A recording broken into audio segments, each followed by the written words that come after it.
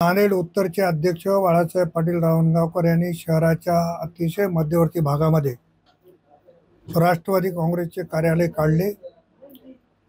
उत्तर भागातल्या राष्ट्रवादी काँग्रेसच्या किंवा जनतेच्या अडीअडचणी सोडवण्यासाठी हे कार्यालय लोकांसाठी उपयुक्त ठरणार आहे।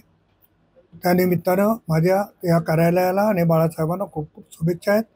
या कार्यालयातून जनतेचे प्रश्न निश्चितपणाने सोडवले जातील अशी आशा मला या ठिकाणी आहे। आता बोलताना म्हणाले की मैत्रीपूर्ण लढत अटळ आहे, राष्ट्रवादी सोबत नारा दिलाय का?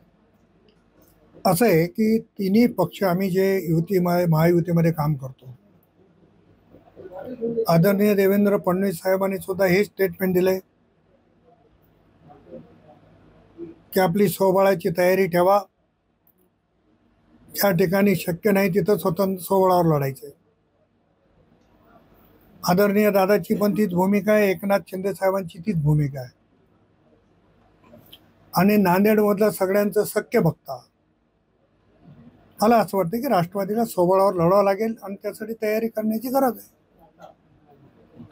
काल अशोक चव्हाणांनी सांगितलं की काही लोकांना माझं नाव घेतल्याशिवाय जेवण जात नाही।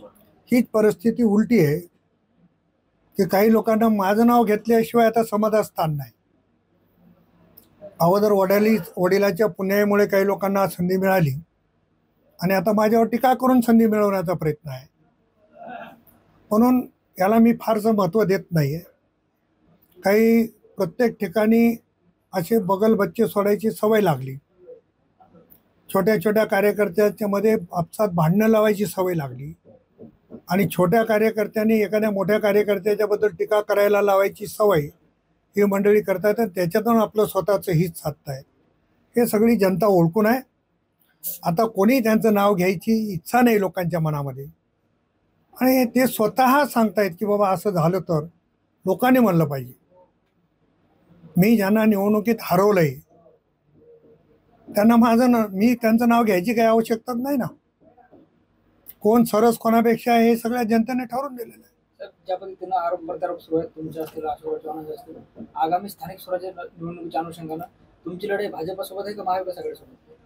नाही, विषय असा आहे की महायुतीमध्ये मैत्रीपूर्ण शेवटी नेतृत्वानं सांगितलेला आदेश मानणारा मी कार्यकर्ता आहे।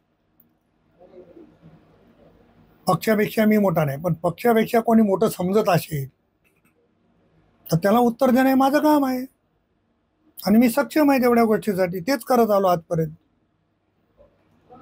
झुकलो नाही, झुकणार नाही। हे जे ब्रिज आहे तेच घेऊन चाललोय।